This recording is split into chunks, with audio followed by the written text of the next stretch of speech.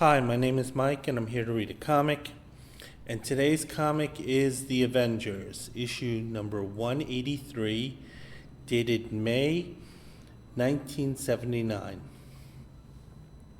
This is a well-remembered arc, and it's one that I also remember very fondly, largely because it's a really good story. It's a two-part story. It involves the Absorbing Man, and the Absorbing Man was one of my favorite villains in the Marvel Universe. He's also one of the most powerful, so he really provides a challenge to anyone he faces. We see the cover. I think this is a John Byrne cover. We see the Absorbing Man. He is holding a hostage. She does play a role in this arc. It looks like they're on a dock, and the Beast, Hawkeye, Iron Man, Miss Marvel, and the Vision are tackling with him. This, in terms of the aesthetic of this comic, it's a little strange in that it didn't seem like it was drawn by John Byrne. It seemed like the layouts were done by John Byrne, and this is really kind of a Klaus Janson book. Klaus Janson was the inker of it. John Byrne was the artist. I should have mentioned that before. And I got the feeling when I was reading this comic, excuse me, that this really looks more like a Klaus Janson book. And I'm kind of thinking that John Byrne was not happy about the results, and I'll talk about that when I get into the second part of this arc. So anyway, the title of this book is The Redoubtable Return of Crusher Creed. And the creative team is David Michelin. He wrote some pretty good stories. John Byrne was firing at all cylinders at this point. The inker was Klaus Janson. Klaus Janson, I think, was Marvel's top inker at this time. But he has a very distinct style. And he will put his style into whatever he inks. And it kind of clashes with John Byrne here. We see the editor is Roger Stern and editor-in-chief Jim Shooter. So at this point there was kind of a big reorganization of the Avengers. A lot of the team's membership was reduced. I'm sure whichever artist was drawing the book at the time was probably thrilled at that, because I remember at one point I think they had 20, 25 members. So anyway, the government kind of cut things down to a much lower number. I think the Avengers had kind of made a deal or with the government, or maybe this happened years before, but the government's changed the terms where they kind of want more oversight over what this super team of superpowered individuals is doing, particularly if it reflects on the United States or endangers mankind. They already had kind of this governmental figure in the Marvel Universe. I think his name is Guy Ritchie. He's the redheaded guy who never smiles. He's kind of like Marvel's the Smoking Man.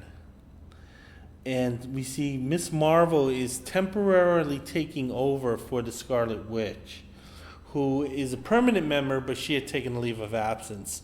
And I guess the government allowed replacements in to kind of keep the numbers up, and also to keep the diversity up. This is a kind of an unusually progressive comic book here. Okay, so Miss Marvel, it looks like they want to take her fingerprints, the government. She's resisting. The Beast is finding this very amusing. However, it turns out that Miss Marvel actually does have a reason to not be fingerprinted, because she's already a high clearance government employee.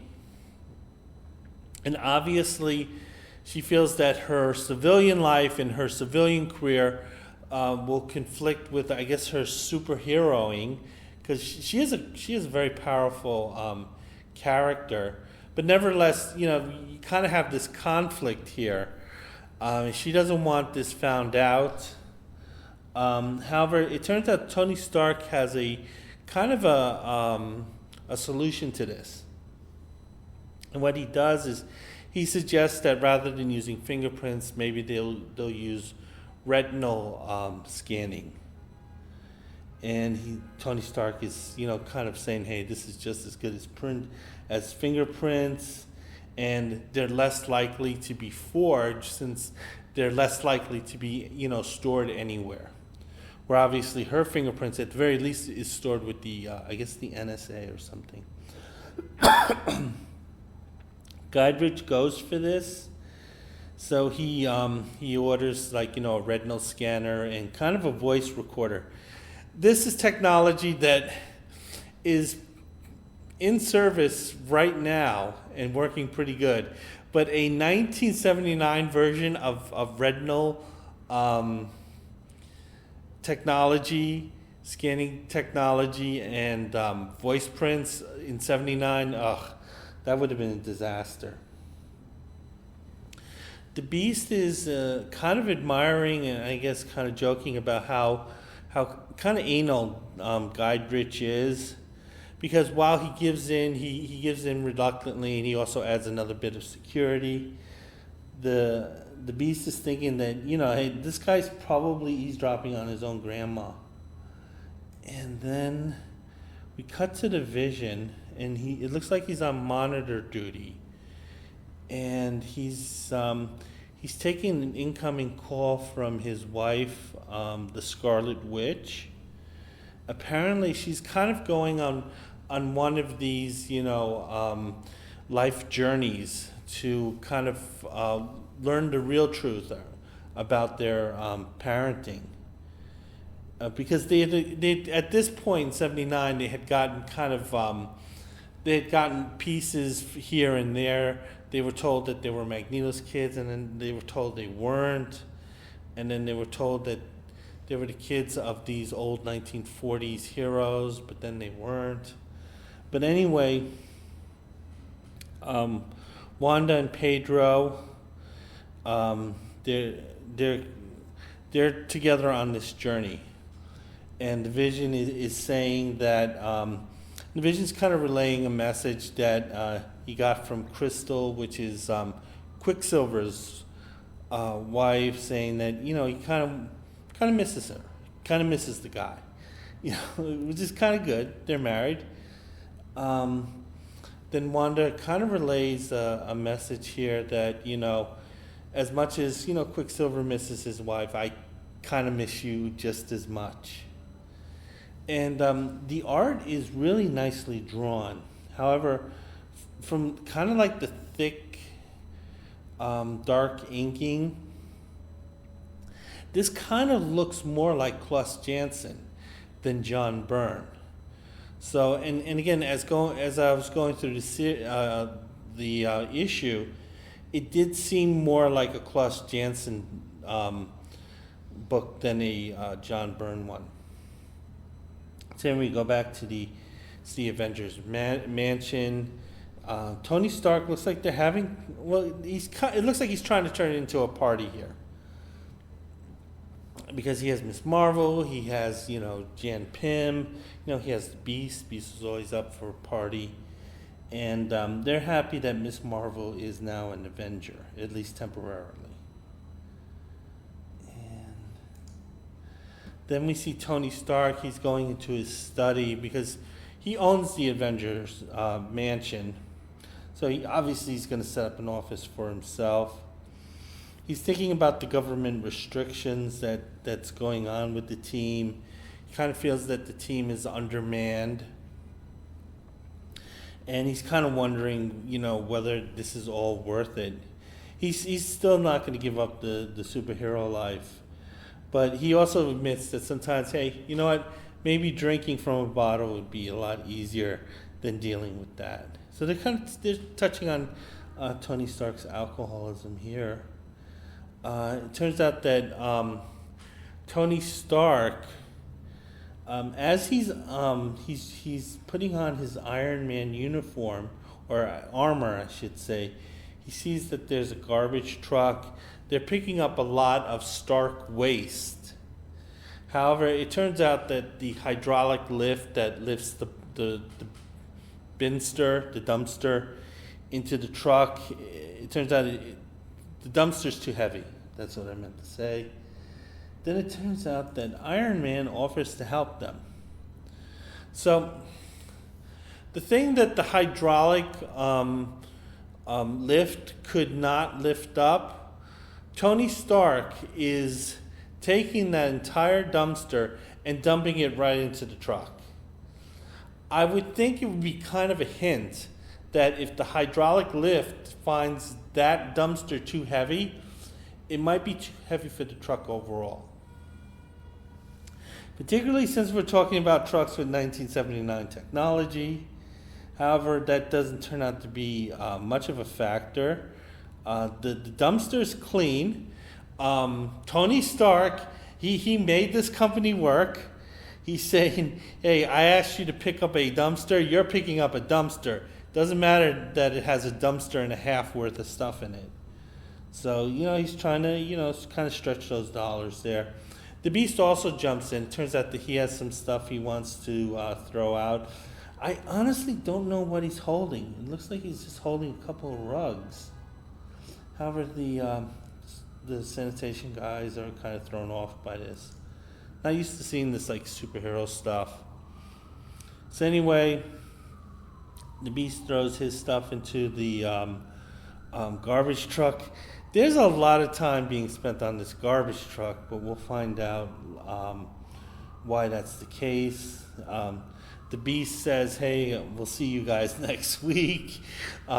These guys look like they don't want to come back to this route. However, the truck drives off, and apparently it makes a long trip to the Jersey depot where they're going to dump their stuff. However, it's really weird that there's a lot of time being spent on this little story here. But it turns out there is a payoff. You see the sanitation guys. They're just kind of talking like regular guys. And one of them has a bad feeling. And, excuse me, turned out to be right, because we see in the piles of dump refuge, there's a being, and it's coming together slower and slower, and looks like it's made of glass, and it's sentient. And then we see it's the Absorbing Man. And what had happened in his last adventure, which we're told is in Hulk 209, I guess at some point Crusher Creed had turned into glass. He was shattered into thousands of pieces, and I guess that's probably how the story ended, and he was kind of thrown in the garbage, or ended up being in the garbage. However, Creed had to wait until he got all the pieces of the debris that was his former body all together. So it seems like Creed could have reassembled himself earlier, but he didn't want to, because he figures he'd be missing body parts if he did. Again, this is really well drawn artwork here. Creed looks so scary. This guy, I kind of remember some of those memes with chimps on them, but they kind of look like they were also on the prison yard. This guy has like prison yard written all over him. So then we go to an apartment in Harlem. We see Steve Rogers and Sam Wilson. They're talking, and they're currently talking about the current team setup of the Avengers, because I think Captain America was out, but the Falcon was in. And the Falcon was kind of a reluctant member of the Avengers, because I think he was only there really because Captain America was there. And he kind of feels like he actually kind of got drafted into the Avengers. And he feels part of that was kind of a diversity hire, where I think one of the edicts was there was, supposed to be no discrimination. And that should mean that you should have, qualified individuals who aren't white. And because of the lack of diversity in the Marvel universe, there weren't too many non-white heroes. So the one non-white hero who was associated with the Avengers, he kind of got drafted in there because, they need to kind of keep that, they got to be diverse. They got to be diverse. That's what I'm trying to say. Sam's not happy with the situation. However, as I had mentioned earlier, I'll go into that later. Right now, I'm going to kind of look at one of these ads. This is for a mail order company. My guess is that they were probably getting direct sales from the distributor. And they ended up with a lot of copies of stuff that they thought would be big sellers. So it looks like they have a ton of Marvel Treasury editions. I heard those didn't really sell well on the newsstand. And they were on the newsstand because, again, the comic distributors wanted the comic book companies to have higher priced items. And so they're, they're looking to get rid of them. It looks like they're also selling packets, kind of like collector packets. And you'd get stuff like Black Panther 1, that was the Kirby run. 2001, number 1, What If, number 2. Like, you get Logan's Run, Red Sonja, Godzilla, Howard the Duck. Again, these are probably titles that were over-ordered, and they're just kind of looking to get rid of them, and they figure maybe they could sell them in a batch. And they're also doing it for the Marvel magazines, the horror magazines. So we go back to the story. We see Steve Rogers. He's making a case that Sam should stick it out. He actually doesn't disagree with Sam Wilson, but Steve is saying for the sake of the team, of the country, stick with it, Sam. Sam is still unhappy. He feels like he's not being respected, that he's just simply there to be window dressing, and that he feels he's already proven himself, and that he kind of wants to leave, but Steve is kind of just making the case that he should stick it out. It looks like Sam Wilson, for right now, is still going to be a member of the Avengers. I'm not sure what was going on with the Falcon character in terms of editorial. I do know he had a couple of issues, I think 1 or 2 issues in Marvel Premiere. They might have been trying to spin him off, but they might have been very kind of reluctant to give him his own comic, because they weren't sure whether... They knew he was a popular character, but they didn't know whether he'd be popular without Captain America. So anyway, going back to the story, we see a boutique here that's closed, and we see a shadowy figure. The shadowy figure knocks on the door. The lone employee there, an attractive woman, kind of like a sexy librarian look. She's there. She's saying, "Listen, we're closed right now. We're taking inventory." And then we see a hand coming through the kind of the iron gate and kind of smashes right through the door. And then it turns out it's the Absorbing Man. Obviously, he absorbed the metal from the gate. He announces himself as the Absorbing Man. Very scary looking right now, because he's still somewhat shadowed. So he looks really primitive at this point. The only real problem I had with this story was kind of the slang that David Michelin used. Because throughout the comic, he calls her Chippy, or something like that. They're really awkward slang names. I don't know why he used them. So we go back to the story, the Absorbing Man, he needs some pants, and he sees a pair in a woman's boutique that looks like it would fit him just fine. And they kind of look like his kind of striped prison uniform, which is normally the clothing he's always kind of associated with. He also carries around his ball and chain, so he kind of has some issues there.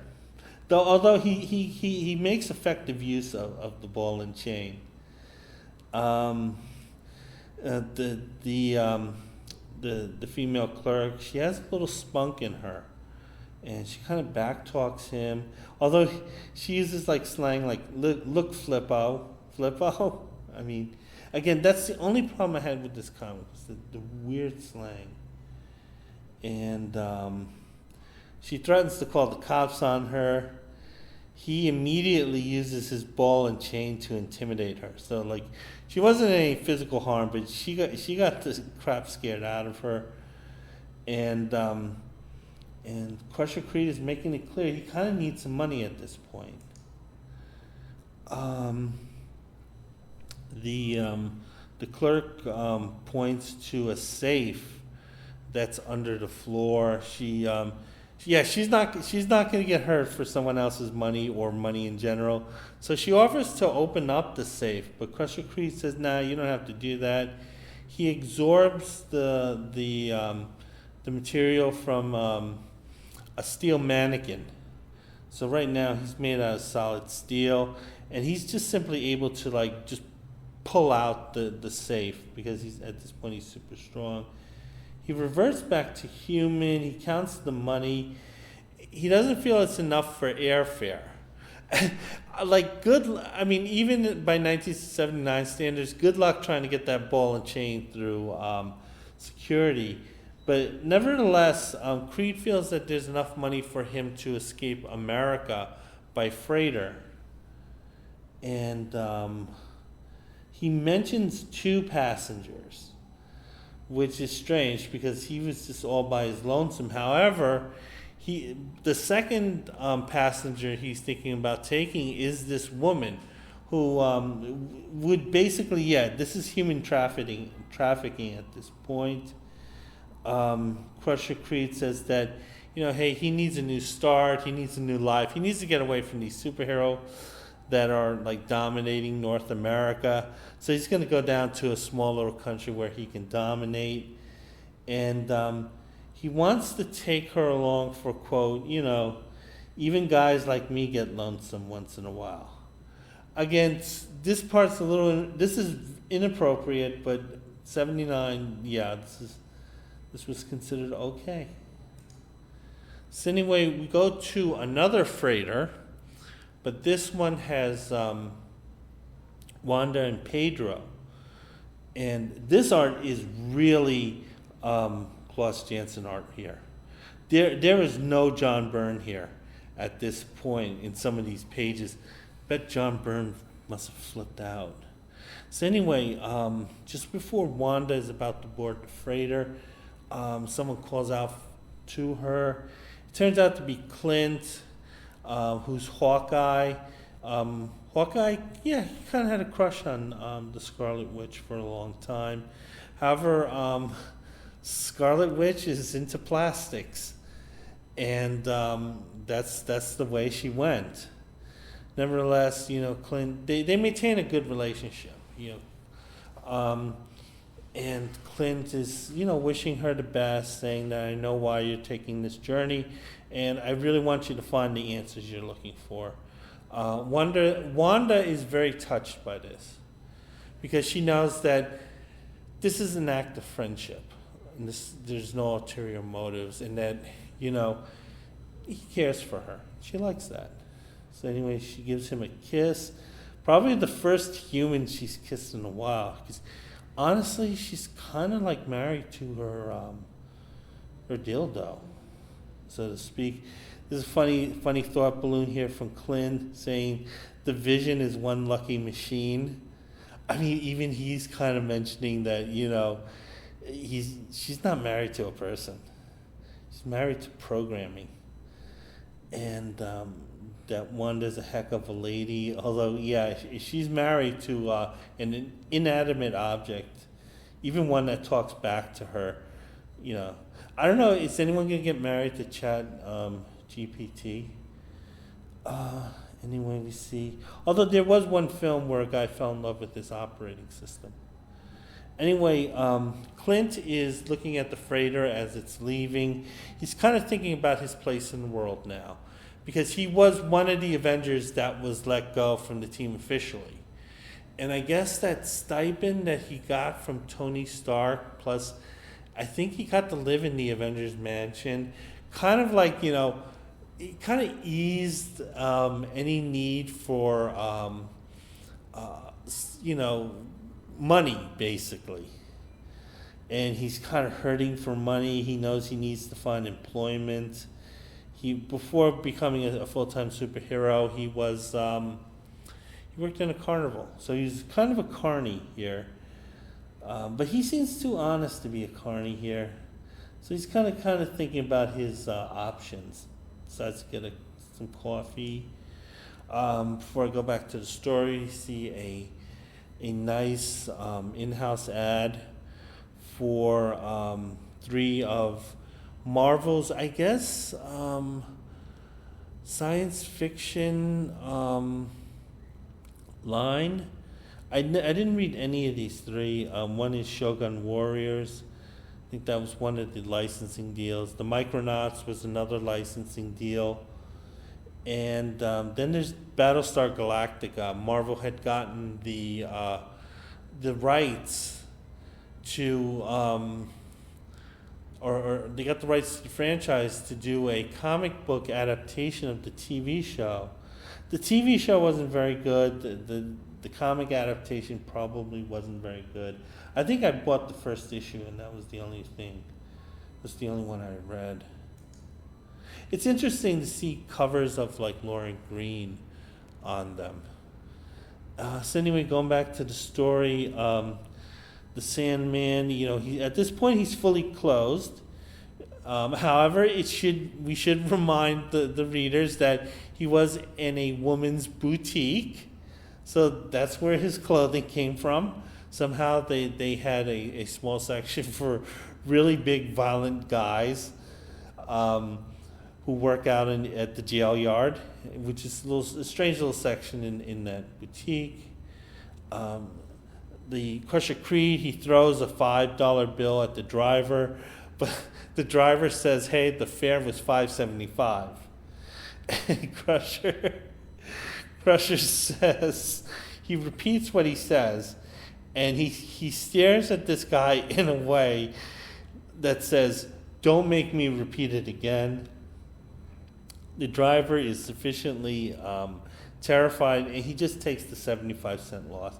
Yeah, you know what? 75 cents, it's not worth getting beaten by this guy, even if he doesn't have superpowers.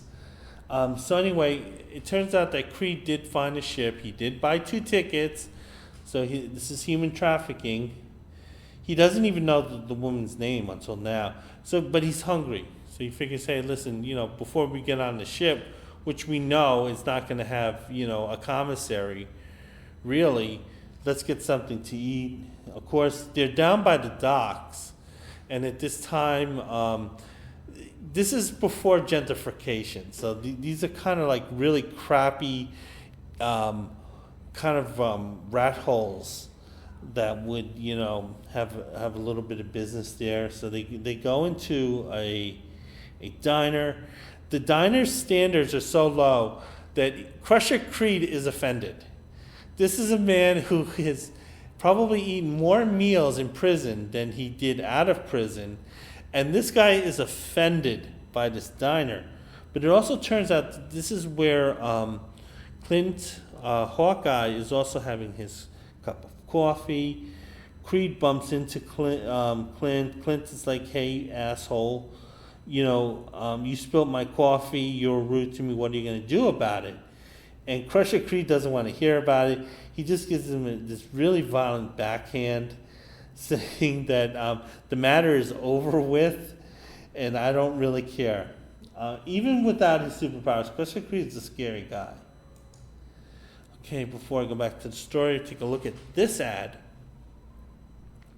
This is for the Fantastic Four cartoon series. I think I remember watching this. I think the thing is that they didn't have the Human Torch.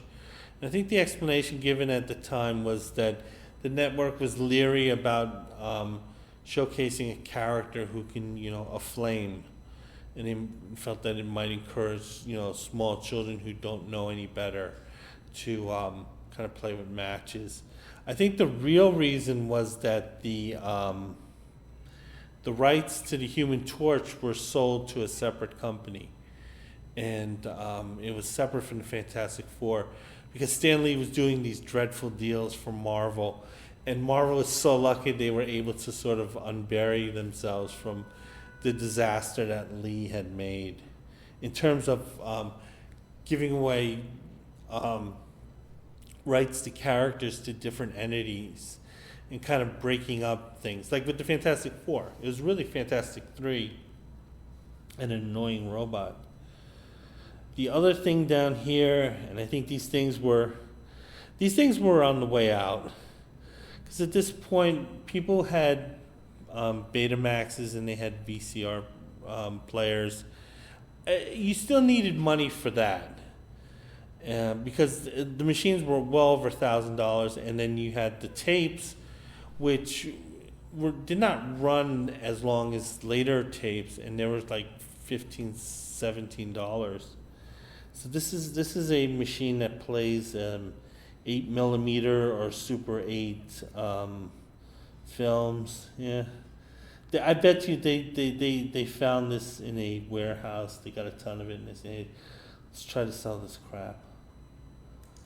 So then we go back to the story. Clint's pissed off. He got hit. He got disrespected, and the girl Sandy, the hostage, she says, "Hey, listen, don't antagonize this guy. Just cut your losses and just take it at that." Clint is going to stand up to Crusher Creed here. However, Crusher Creed decides to play a little prank. So he absorbs the material from the lunch counter. And so when Clint goes a full force punch on Crusher Creed, he's basically hitting a piece of granite, and basically Clint is feeling the pain. He might have some broken fingers here. Crusher Creed is laughing like there's no tomorrow.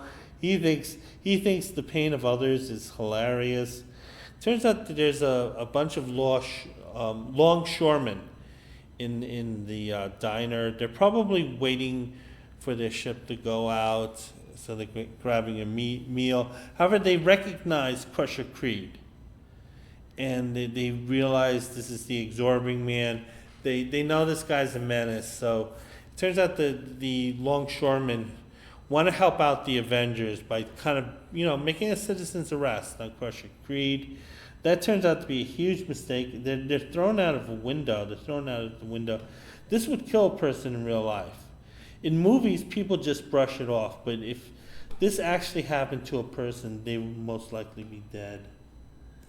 It turns out the longshoremen, they're pretty tough characters here. Even though they don't really have any financial gain in stopping Creed, they can kind of just drop a dime on him, which is actually what Hawkeye is doing. So the one certified superhero is calling the police, while these kind of amateur longshoremen, they're the ones tackling Crusher Creed. Crusher Creed isn't even absorbing anything at this point, so he's just simply using his natural power, which is considerable given how powerfully built he is. Turns out that Clint has his Hawkeye uniform, So at this point, I'm just going to refer to him as Hawkeye. And he changes into it. The longshoremen, they're still trying to tackle Crusher Creed. He's really just annoyed by it. He's slightly amused. Some of the other longshoremen are realizing they don't really want to deal with this guy. Then it turns out that there's a net that captures Crusher Creed. He's caught by surprise. Then we see Hawkeye. He makes his introduction, telling him that he's going to stop him. The Absorbing Man's kind of ticked off about this, simply because his whole plan was to escape the superhero types. And now, even in kind of this crappy area, they were following him. So that was a little disheartening for him. Then it turns out Crusher Creed, he does absorb glass again. So the trauma of all that time, all that comic book time spent in pieces, didn't really traumatically stop him from absorbing the glass. But he points out at this juncture, it's not a problem because he can just use it to snap the net, and he kind of snaps it pretty easily. Hawkeye, he swings out 3 arrows. Apparently, these kind of explosive arrows, looking to shatter Creed. However, before they reach him, Creed absorbs a rubber tire. So now he's made entirely of Goodwill tires, and then the explosive arrows that Hawkeye had fired, they bounce off of him. They blow up somewhere else. No, they didn't. They just kind of just go away. And it turns out there is an explosion, but it's actually Iron Man's repulsor rays. Excuse me. So anyway, it turns out the other members of the Avengers show up because again, Hawkeye had called while the longshoremen were battling Creed in the diner. So we see Iron Man, the Wasp, the Vision, and Miss Marvel. They're all going after Crusher Creed. Crusher Creed's kind of annoyed by this, so he's not really looking for a fight. Normally he does, but he's kind of like, he's tired of it. He grabs his hostage, because again, she does not want to go on this trip willingly. And he's still made of rubber, so he uses sort of the rubbery substance that he is now to kind of bounce right onto their freighter. And the other Avengers, they still follow, so they're all on the freighter at this point. Some of the crew members, they're definitely quite confused by all these superpowered people. Crusher Creed, he kind of escaped them. So when the Avengers got onto the ship, Creed was not on deck. Okay, before I go back to the story, take a look at Marvel bullpens. The first one is, let's look at Stan's soapbox. And I think what's happening is that they might have gotten a deal for Spider-Woman for TV. Because I had mentioned Stan Lee at this time is in Hollywood trying to get the Marvel characters on TV.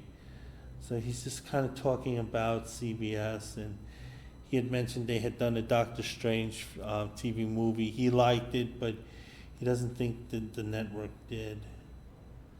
Yeah. So he's just kind of saying stuff. We look at the bullpen proper newsline. They're mentioning the Spider-Woman possible TV show, and they're kind of bringing up Spider-Woman a lot. So I guess the negotiations at that point was going well, and they're kind of really building up Spider-Woman, the title. It was at issue number 14 at this time. They also talking about Daredevil issue number 158. They're telling their audience, hey, this is a really good issue. We got a really good artist here, and we think you're going to like him. And this was the debut of Frank Miller on his legendary run on Daredevil. This was the comic that started it all. And I actually remember buying this on the newsstand because I enjoyed the cover, because I normally did not buy Daredevil. And I thought it was a really good comic. It was well drawn. I think it was a Frank Miller Klaus Janson duel. But it wasn't written by Miller. It was written by Roger McKenzie. Talking about the Micronauts, saying that's a really good title. Never read the Micronauts. And then there's just a little thing about Stan Lee and Jim Shooter. And then there's another ad for the Fantastic Four cartoon series. And now we see an advertisement. This is Iron Man in brains over brawn. So it turns out there's another one of these crime tanks. This is something that was very popular. I think Len Wein liked using crime tanks. So this crime tank, they're breaking into Stark Industries. Tony Stark is their bodyguard, so he's waiting for them there. The crime tank is pretty hapless against Iron Man. However, rather than stopping these rather destructive criminals, Iron Man kind of uses Hostess fruit pies and to keep them, I guess, unevil. So then they suddenly develop this glow as they're eating this. I don't know if you make a food product, you would want this imagery, kind of like, kind of eat this product and get radioactive.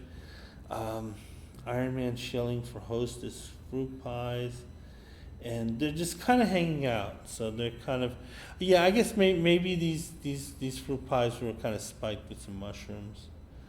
Yeah, kind of like this is kind of a silly little thing.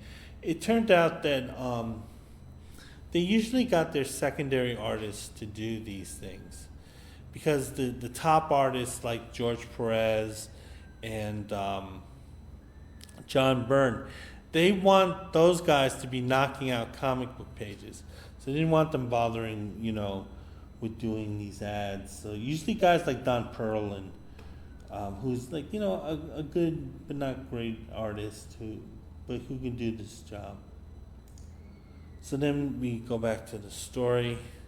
The other Avengers, they're searching for Crusher Creed. They can't find him.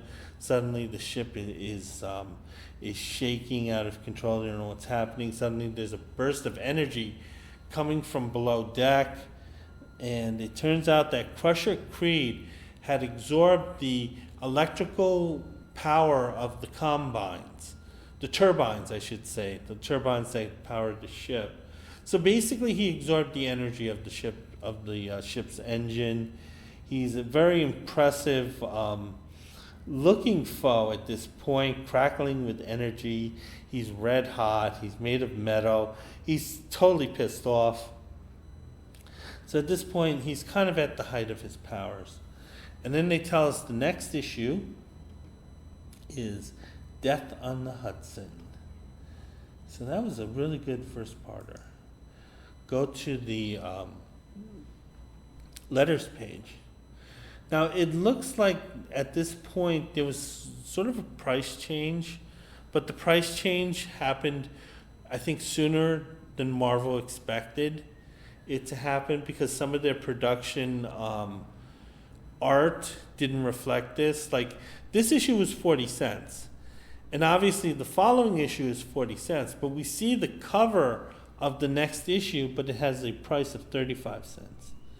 And I think they do talk about that price change somewhere, either in this issue or the next issue.